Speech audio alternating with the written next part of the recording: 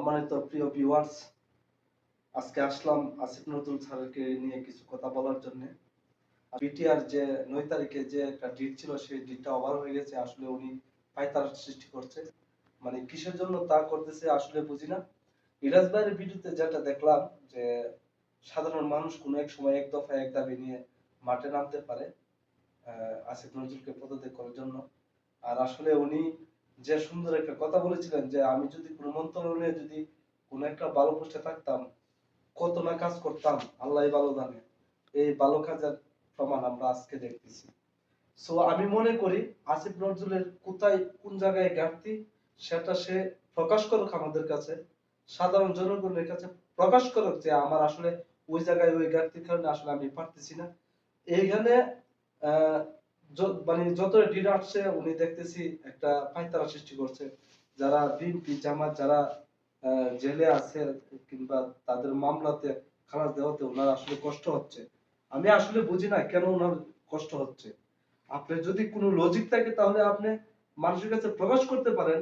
BTR যে হত্যাকাণ্ড যেভাবে হয়েছিল সেটা তো কোনো মানুষের সব মানুষই সেটা দেখছে এবং সবাই জানে।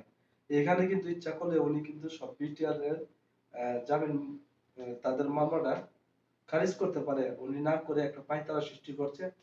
আওয়ামী লীগের মতো ওইদিকে ঘুরায় গেরায়া একটা সমস্যা সৃষ্টি করতেছে। এই সমস্যা সৃষ্টি করাতে কি বাংলাদেশে প্লাস পয়েন্ট হচ্ছে নাকি মাইনাস পয়েন্ট হচ্ছে সেটাই আমি জানি না। উনি উনি যে কি করতে চাচ্ছে পররাষ্ট্র মন্ত্রণালয়ে বসে উনিই ভালো জানে। এইদিকে ইন্ডিয়া বর্ডারের কাছে বাংলাদেশের বিজিবির সামনে সাধারণ মানুষকে মারতেছে ধরতেছে। উনি আসলে এই বিষয় নিয়ে কোনো কথাই নাই, ওনার কোনো মাথা ব্যথাই নাই। আমি বিষয়টা দেখতেছি। তার মানে কি ইলাজ ভাই যে কথা বলছে, সাংবাদিক ইলাজ ভাই যে কথাগুলি বলছে সেটা কি সত্য? ইলাজ ভাই যে বলছিল যে সে আসলে ভারতের একটা দালাল, এটা কি সত্য? এদিকে আসিফ নজরুল আছে আর এদিকে বিএনপির কয়েকজন নেতা কর্মী আছে। আমি আসলে একজন বিএনপির কর্মী। আসলে আমি বিএনপির একটা পদে পদে ছিলাম। এখন এই পদ আমি কোনো দাবি করিনি, কারণ আমি একজন কর্মী হিসেবে বলতে চাই বিএনপিরও কোনো পদক্ষেপ দেখতেছি না। জামায়াত আছে তাল বাহাত্তারা। এইভাবে যদি দেশ চলে তাহলে এই দেশকে রক্ষা করবে কে? আপনাদের যে সমস্যাগুলি আছে সেই সমস্যাগুলি সমাধান যদি না করতে পারেন সাধারণ মানুষের কাছে আপনারা প্রকাশ করেন, সাধারণ মানুষ সেটাকে নিয়ে কথা বলবে এবং নতুন করে কি করতে চাবে না চাবে এটা সাধারণ মানুষই বুঝবে। কিন্তু আপনারা এই যে তাল বানা করতেছেন, বিটিআর আজকে কত কত কত বছর ধরে তারা জেলে আছে। এগুলা কি কমন সেন্স একদম নাই? তাদের যে ফ্যামিলিকে ছাড়া ওনারা যেভাবে থাকতেছে এই কষ্টের মাসুল কে দেবে?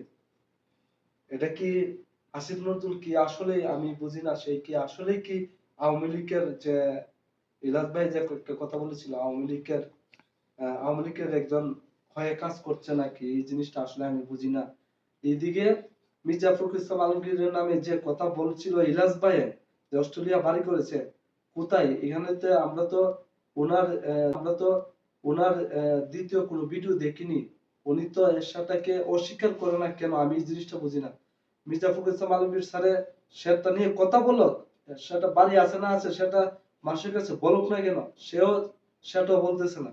তার মানে ইলাজ ভাই যা বলতেছে সবকিছু সত্য। আর যদি ইলাজ ভাই যদি সবকিছু সত্য বলে, তাহলে যারা বর্তমানে প্রশাসনের চেয়ারে কিংবা বাংলাদেশের সমন্বয়ে চেয়ার আছে তারা চেয়ার ছেড়ে দেখ। এখানে পিনাকি ভট্টাচার্য কিংবা ইলাজ ভাই আর কয়েকজন নতুন করে দেশ নেতৃত্ব দেখ। আমি মনে করি ইলাজ ভাই যদি আহ রাষ্ট্রের কোনো ভালো একটা দায়িত্ব পাই তাহলে বাংলাদেশের জন্য প্লাস পয়েন্ট হবে। স্বরাষ্ট্র মন্ত্রণালয়ের যদি উনি যদি কোনো দায়িত্ব পাই, আমার সম্ভবত বাংলাদেশ এমন একটা পর্যায়ে নিয়ে যাবে সেটা বলার মতো নয়। আল্লাহ হাফেজ।